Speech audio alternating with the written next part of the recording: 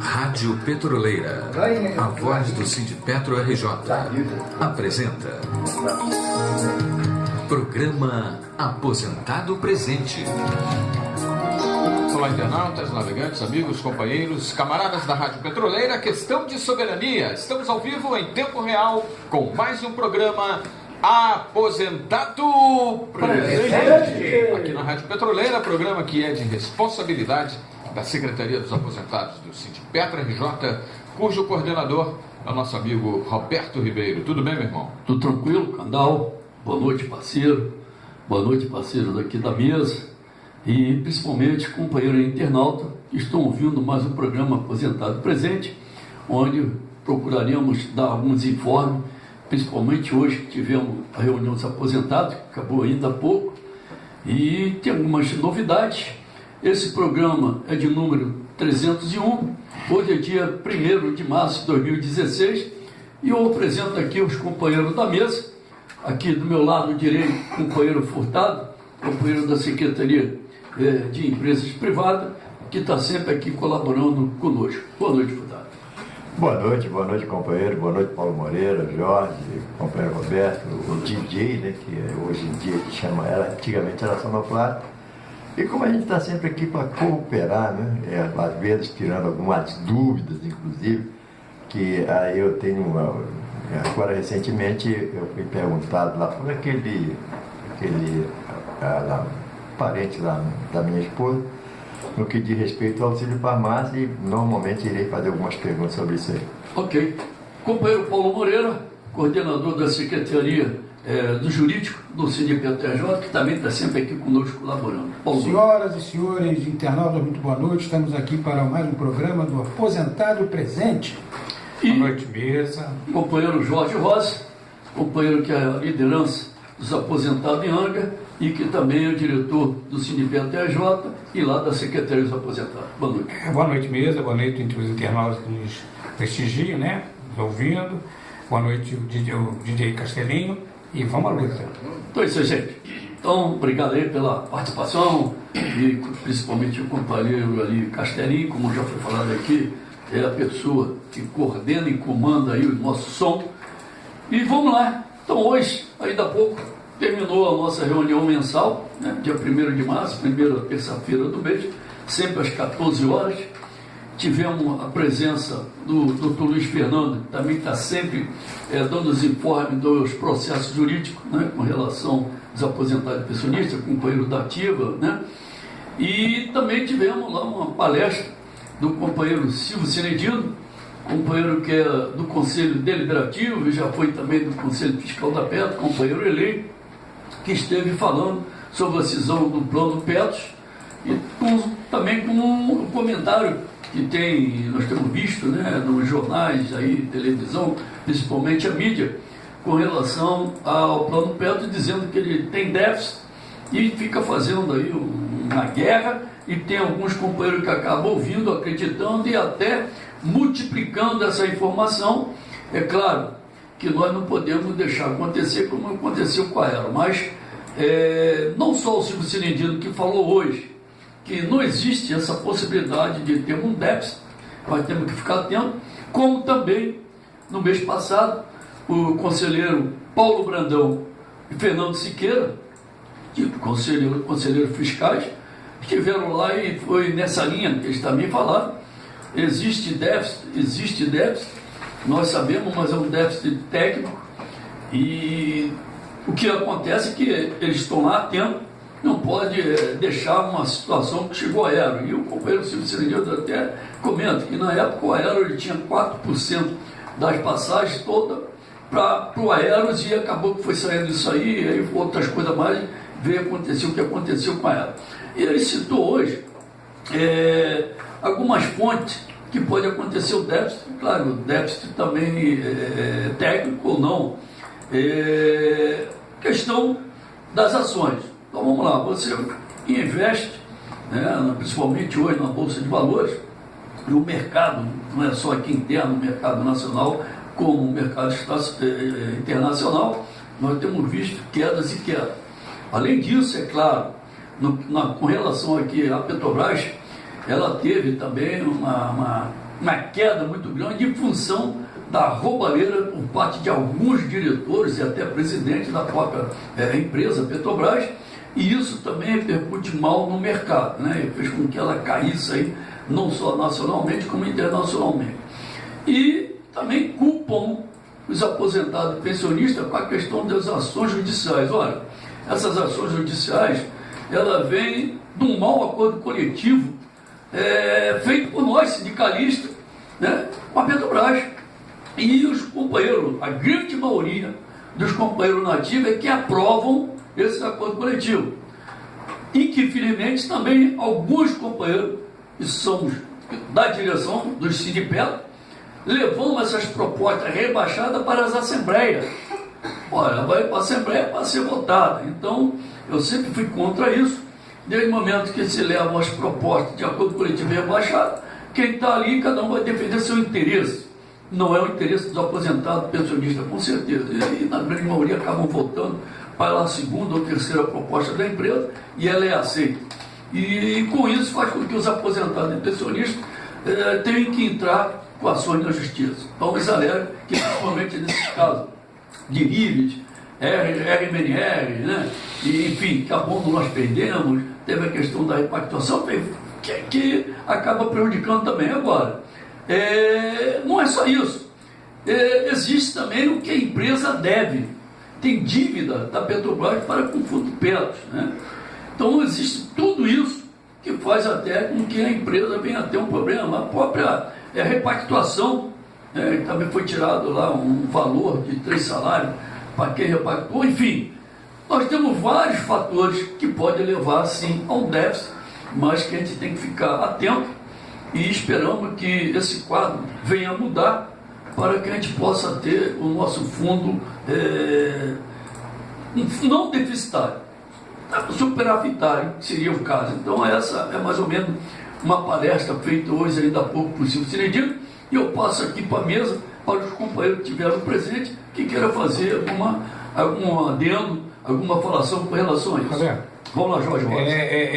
Eu sempre achei difícil um fundo falir. Fale por roubo, uma série de coisas. Muitas vezes por incompetência também. Mas no nosso caso, eles ficam comparando. A própria Globo, ela faz isso. Ela fica jogando, porque o Aeros, ele faliu, ele quebrou, né, por uma série de erros, até que o Cinedino explicou para a gente lá, e acaba fazendo com que os nossos petroleiros, o pessoal que depende da Petros, né, são aposentados, também ficam assustados com isso e começam a botar a minhoca na cabeça e a coisa fica difícil. Então vem ficar perguntando coisas pra gente, muitas vezes, da Maranhanga, né, que é aposentado. E eu sempre tive assim, eu não acredito que isso vai acontecer com a gente. Porque é um plano forte, com todos os erros que possa ter acontecido, consegue-se equilibrar esse plano, saber levar esse plano. E é só a gente ficar atento. Mesmo a gente sabendo que o plano não tem essa possibilidade do plano quebrar, nas condições que estão hoje, que a gente tem até um fundo bem razoável, nós temos que ficar atento, né? Vigiar, quem vigia o boi é o dono do boi, né? Não adianta deixar para o capataz, nós é que temos que vigiar. Então eu acho que é tranquilo isso, eu acho que a explicação do Cinedino hoje foi boa, né? Foi muito boa em relação a isso, foi tranquilo. Ok, Jorge, Paulo Moreira, comentário? O único comentário que eu gostaria de fazer é que o déficit, tanto propalado aí de romba, não é nada disso, é um déficit atuarial. O que é um déficit atuarial, companheiro? O déficit atuarial é um cálculo que o atuário faz no horizonte de 30 anos. Então, quando ele faz esses cálculos, ele indica para o plano dizendo o seguinte, daqui a 30 anos vai faltar esses recursos no plano. Então, nós temos que equacionar isso aqui desde já, para poder não faltar daqui a 30 anos, entendeu? Então, fiquem tranquilos que não faltará para o dia a dia do pagamento de aposentados e pensionistas, entendeu? Isso aí não faltará recurso, porque o recurso que nós temos lá, 70 e tantos bilhões, certo? Isso aí vai pagar. Agora, só que quando entrarem mais pessoas em aposentadoria e menos que estão aposentados vão vivendo, são longevos, Aí, daqui a 30 anos vai faltar 20 bilhões, que deve fechar 20, 25 bilhões agora em dezembro. Entendeu? No dezembro passado. Eles devem, segundo a Petro, deve fechar em abril o balanço do ano passado, que deve estar em torno de 20 a 25 bilhões. Certo? Então, o problema é esse, é não se ficar pensando muito na coisa que não vai resolver, entendeu? Agora, a Petro vai tentar equacionar isso aí, é lógico. E tem, a partir de janeiro do ano que vem, provavelmente, nós teremos que pagar alguma coisa. Agora, isso aí vai ser discutido depois de abril, até o final do ano, com os sindicatos, associações, com a Petrobras, com a Petro, entendeu? Para equacionar isso aí, porque nós sabemos que existe uma dívida astronômica da Petrobras para com o plano. Então ela tem que equacionar isso, ela não pode cobrar. Se existe um déficit, é um somatório de dívidas. Então esse somatório de dívidas, parte tem que ser da Petrobras e parte pode ser nossa. Mas, então até lá vamos aguardar os acontecimentos, companheiro. Paulo Moreira, você falou a palavra equacionar. Então a Petrobras, quando chegou lá em 2007, que veio com a repactuação, e nós tínhamos mais ou menos 20 mil companheiros da ativa que entraram em 2002, 2003, por aí, 2004, enfim. E em 2007, a Petrobras, em 2006 para 2007, ela tinha que equacionar o plano PetroBD, o PPSP, e ela fez um acordo, né, com o movimento sindical, aí a FUP, que era mais ou menos 10, 12, cada um fala um número, 13 bi, e veio para 9 bi. Outros já falam até que foram 6 bi. Enfim, desses 6 bi, pelo que consta, a Petrobras fez um acordo com 5 bilhões e não pagou nem um centavo até hoje. E esse acordo é para começar a pagar a partir de 2028 e ela só vem pagando juro em cima desse valor. Bom, isso também mostra que se a Petrobras tivesse pago esse dinheiro, não teria esse problema de déficit. Além disso, quando ela fechou, já não deixou que mais de 20 mil trabalhadores entrassem no plano PetroBD e que hoje está fechado e que não entra mais ninguém desde 2007, portanto, já são aí... Desde 2002. Desde 2002? Então veja bem, nós estamos em 2016, então já são aí quase 15, 14 anos ou mais que não entra ninguém no plano PetroBD. Então, é lógico que mais daqui a 20 anos vai ter um problema que não renova, não tem mais ninguém. Então, o plano hoje tem esse problema. Por isso que ela criou lá o Petros 2, né? Então, quem está entrando hoje na Petrobras a partir de 2007 vai direto para o Petros 2, não tiveram nem condições de optar, de escolha, foi imposto, e aí esses companheiros tinham lá na época um contrato, né? Um contrato, e me lembro muito bem que no decorrer desse período morreu um trabalhador e num determinado ano, num acordo coletivo, em função disso, foi colocado um adendo, né? Um adendo até puxado pelos companheiros lá de São José dos Campos, que no caso de falecimento dos companheiros que tinham esse acordo, então teria direito a MS lá, o pensionista, a pensionista, né?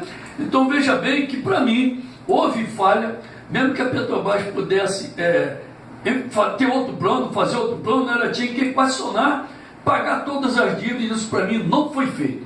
Bom, eu passo aqui para o companheiro Furtado, para quem também possa estar colocando suas considerações. Olha só, companheiros, evidentemente que todo fundo, né, ele sendo saudável, ele é atacado de todas as formas, né? Isso é evidente, né? Você vê aí, não só da PES está sendo atacado, o próprio companheiro Paulo fez uma explicação muito objetiva, mas infelizmente as coisas elas são levadas e como você persiste naquela mesma situação, as pessoas começam a acreditar. Porque o que demanda... Mentiras várias vezes torna-se uma verdade.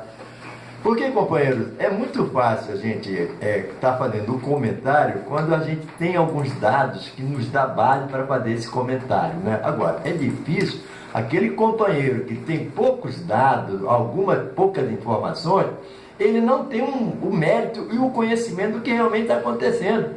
Quer dizer, há sim uma possibilidade, mas há dinheiro bastante aqui envolvido, né? A Petrobras, que é a patrocinadora, deve um fundo, pô. Mesmo que não seja 15, 20, mas há bilhões aí, né? Que ela deve e que com certeza vai equacionar. Mas infelizmente, se ataca um fundo que é saudável. Infelizmente, se ataca tentando trazer para o trabalhador aquele receio e aquele medo. Com certeza. Roberto, eu gostaria de ter um medilho aí. Sim. Por exemplo, você citou aí o fechamento do plano. Isso. Por que a Petrobras fechou? Por causa de déficit. Porque todo plano BD está sujeito a déficit. Já o CD não tem déficit. Porque a conta individual é o que você tiver no dia A dessa poupança. É um tipo de poupança. Entendeu? Então ela fechou o plano para evitar déficits maiores. Certo? E você falou também do AOR, o acordo de obrigações recíprocas, feita na 18ª Vara da Justiça aqui no Rio de Janeiro, Vara Civil. O valor que a Atuária chegou foi 9 bilhões. Esses 9 bilhões, na época, corrigido, dariam 13 bilhões. Sim. Aí a Petrobras se comprometeu, tinham vários itens que ela tinha que aportar dinheiro. Então ela selecionou uns 3 ou 4 itens e disse, olha, eu só vou pagar referente a esses 3 e 4 itens. E esses 3 e 4 itens equivaliam a 5 bilhões sem correção, certo? E para surpresa nossa, a Petro está dizendo que esses 5 bilhões, agora no ano passado, em outubro do ano passado, já estão valendo 5 bilhões, 9 bilhões. Quer dizer, com a correção, 9 bilhões. Agora, é bom lembrar, Roberto, que esses 9 bilhões, ele é atuarial esse valor. Isso. Não é financeiro, é atuarial. Então, quando ela diz assim, ó, eu vou pagar em 2020, 2025, ou daqui a 20 anos, como ela disse lá, entendeu? Ela está pagando juro. Por que ela fez isso? Porque uma dívida atuarial leva em consideração a cada ano se a quantidade de aposentados e pensionistas e ativos morrerem, leva em consideração isso para o cálculo atuarial. Então ela jogou no tempo. Por quê? Ela está imaginando que ela chegue daqui a 20 anos, já tem vamos dizer, 10 mil só no plano. Aí ela não vai ter que pagar isso. Porque o horizonte daqueles 9 mil, entendeu? Que estão restando no plano, ela vai pagar muito menos. Então ela jogou no atuarial por causa Paulo, disso. explica aí, só para o internauta poder entender, a diferença da palavra atuarial para financeiro. Então, o financeiro é o dia a dia, né? Uhum. Então, uma dívida financeira, você tem que levar em consideração juro e correção, certo? Ela é uma dívida financeira. Atuarial não, atuarial é uma previsão, mas é em relação à quantidade de participantes. Então, ela jogou o quê? Vai morrer não sei quantos mil cada ano, entendeu? E ao morrer tantos mil por ano, essa dívida atuarial vai diminuindo. Então pode chegar no horizonte que ela diz, eu vou pagar daqui a 20 anos, entendeu? Pode chegar lá e zerar, vai morrer todo mundo. Até porque... ou pode estar todo mundo lá em pé. É isso aí. É imprevisível. Por isso que teve a tábua de mortalidade, que hoje sempre está sendo atualizada em função de que hoje está se vivendo mais. E isso também pode trazer um problema. Aí, como ele está falando, né, eu esperava que em 2015 não teríamos só metade, mas hoje a gente está vivendo 70, 75 anos, então isso também influi no tal déficit. O aposentado só não pode casar com a menina muito novinha, né? Não, mas agora que ele está proibido, ele até pode. Mas o problema é incluir como dependente aí na Petro, que já não pode. Ele pode incluir, mas vai pagar a diferença. Sim, hoje é mais caro. Como é que dá o nome? Um ágio, um pedágio, alguma coisa que eu esqueci o nome. Vai dar 2 milhões, o cara tem que pagar, é verdade. Até porque também, eu acho que os companheiros se lembram do presidente que nós tínhamos lá, o Flori, quando ele vinha com aquela caixinha de maldades. Ele era um homem de mercado. Pois é, homem de mercado, Flori, tinha tal caixinha de maldade do Flori. E na época também dizia que os ativos, né, a Petrobras falava isso junto com a Petro, que os ativos não tinham ganho real, né, melhor no seu salário, em função dos aposentados, até por causa do artigo 41. E veio a repactuação. Compraram com 3 salários, 15 mil, que fosse maior, e hoje também o Silvio Cinedino mostrou matematicamente que quem repactuou está perdendo muito mais do que aqueles que não repactuaram. Até porque quem repactuou só pôde entrar com ação do nível 2004, 2005, 2006, e nós podemos entrar com ações depois de 2007 para cá, com o novo PCAC, essa questão de remuneração variável, RMNR, o próprio PCAC, a VPDL, enfim, esses companheiros que repactuaram lá em 2006, 2007, não pode nem sequer entrar na justiça. Repito, com exceção de 2004, 2005, 2006, mas assim mesmo, nos primeiros processos que ocorreram, quando a Petrobras descobria que lá essa pessoa tinha repactuado, ela dizia, olha, ele repactuou, abriu mão dele de direito, e muitos perderam por essa situação. Mas de bobeira, né? Que é a partir de 2007 que... Pois é, mas perderam. Mas vamos lá. Aí eu quero falar também ainda, porque nós tivemos reuniões com a RH da Petrobras, agora no dia 25 e dia 26, e levamos para lá várias reivindicações, até porque ficaram ainda, né, com relação à nossa última acordo coletivo de 2015. Então, a FNP cobrou a situação dos PDVistas, né, essa demissão voluntária que nós tivemos aí, estamos tendo ainda, que estão homologando, né? A Petrobras, na época aí, 2014, que apresentou uma adesão de 5.942 funcionários do sistema e um universo de 8.397 efetivos que tinham com idade até 55 anos ou mais. E aí cobramos também a questão de assédio moral, que o que mais tem hoje na Petrobras é assédio moral, além do auxílio educação, a liberação dos dirigentes sindical, enfim, demissões e atraso, a questão da própria PLR, que não teve adiantamento no mês de janeiro, anistiado, isonomia, mas, enfim, cobramos a questão do benefício farmácia, o PASA, e as respostas são sempre uma resposta assim, bem evasiva.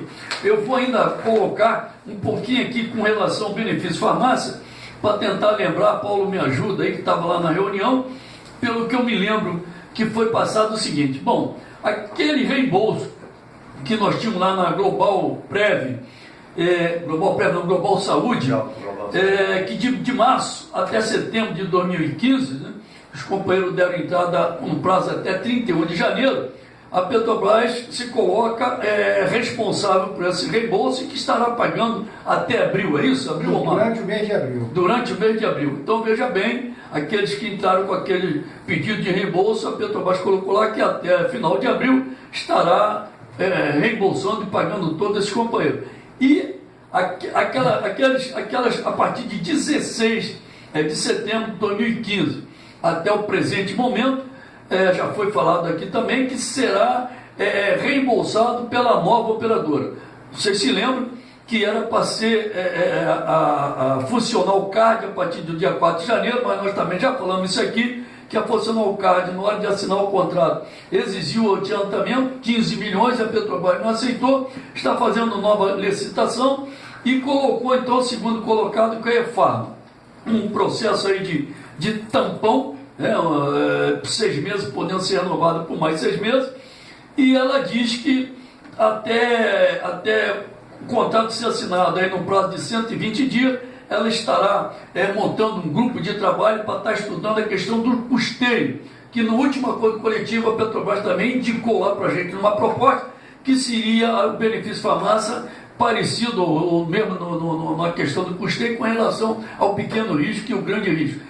Então, o que dá a entender nisso é que a Petrobras não vai pagar mais 100% do custeio. Eu gostaria que Paulo Moreira complementasse, ou corrigisse, ou falasse mais ou menos sobre a situação dessa reunião que nós tivemos com o RH. Paulo. O custeio vai ser para determinar qual o percentual que nós vamos participar do medicamento que nós estamos comprando. E existe sim o 100%. Alguns remédios, por exemplo, para câncer, para diabetes, para o coração, uma série deles ainda vão ser 100%. Uso contínuo. Me parece que a ANS, né, Agência Nacional de Saúde, ela regula isso. É o de 100%. Inclusive o governo, pelo SUS, ele entrega as pessoas. Isso, até o remédio de casa. Então esses aí, a Petrobras vai dar 100%. E os outros, ela está querendo, ela indicou lá no acordo coletivo que seria com base, por exemplo, o cara participa de uma consulta em 10%. Então ele vai pagar do remédio 10% do valor do remédio. Com participação. Com participação, é isso aí. E eu tenho que dizer o seguinte também, Roberto, que O início da nova operadora é a partir de, provavelmente, de abril, certo? Isso. Que já está sendo submetida à diretoria executiva para aprovar. E o PASA, eu anotei aqui, a partir do dia 16/6, ela vai começar a discutir o PASA, certo? Ela propôs conversar com o movimento sindical até para ver se é viável ou não implantar de novo o PASA. E todo mundo se lembra que o PASA é um programa de avaliação da saúde do aposentado. E nós conseguimos até incluir num 2 ou 3 acordos passados, a pensionista também no PASA. Então é uma prevenção à doença. E eu acho que é muito bom, mas eles alegaram que tinham poucas pessoas participando. Agora, quantas vezes nós também falamos que o PASA ele foi mal divulgado, tanto para a gente como os profissionais, clínica, médico, que não foi bem esclarecido. E nós, ao adquirir o PASA, você teria aí um desconto ainda referente a 20% do valor. Então, queremos nós ou não, mas também é um ganho. Agora, outra situação que eu acho que acabou um pouco com o PASA, porque antes você poderia procurar um clínico geral, né, que você já fazia um tratamento, você ia no clínico geral, mas na última vez aí, que ele estava vigorando, não foi assim. A Petrobras colocou algumas clínicas que achava que você tinha que ir naquela clínica geral e todos os outros procedimentos deveria ser feito ali. Tinha até um prazo de 30 dias, que se você não fizesse, então você teria que pagar toda aquela despesa. E isso, o que causou? Bom, nós tínhamos uma em Niterói, outra na Tijuca, eu acho que em Campo Grande. uma em Campo Grande. Então as pessoas que moravam mais distantes reclamavam, eu moro em Copacabana, mas eu tenho que ir na Tijuca, porque eu tenho que ir em Campo Grande, enfim. Isso, de fato, também trouxe um problema. Mas eu já trato com esse clínico há 30 anos, há 10 anos, há 100 anos, minha família, eu vou para outro clínico geral. Então, isso também fez com que muitos não aderissem esse PASA da atualidade. Mas a gente vai estar discutindo isso.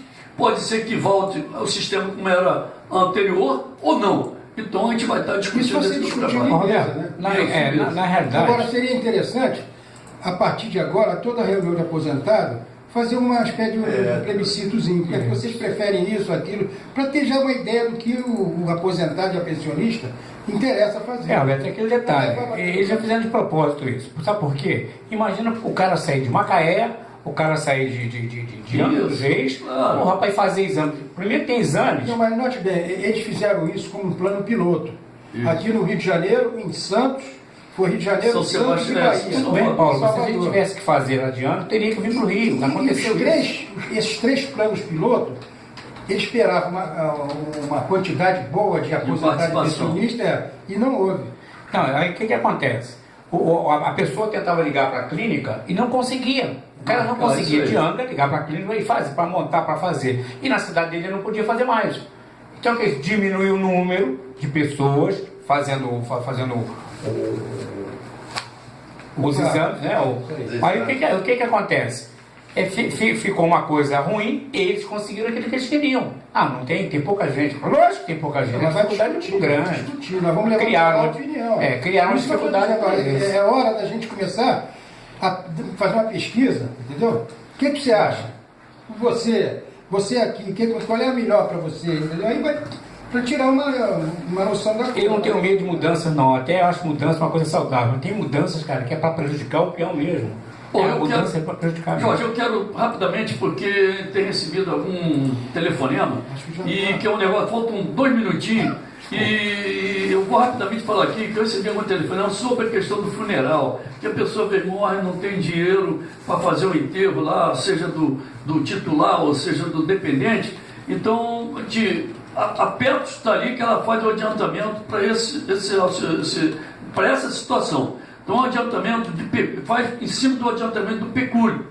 Então, o falecimento do participante, o responsável pelo sepultamento, procura uma das funerárias conveniada com a Petro. Então, você tem que estar em contato lá com a Petro para saber quais são conveniadas. Caso não seja, tem um regulamento, mas em função até do tempo aqui, eu prefiro pegar o próximo programa nosso, eu vou ler aqui com calma para esclarecer. E aí a pessoa que ligaram, já foram 2, 3 ligações desse respeito, eu vou procurar esclarecer, mas a Secretaria dos Aposentados se coloca à disposição. Nós temos 1 minuto só para encerrar nosso programa, Considerações finais, Furtado. Saudações, Rubens. Paulo Moreira.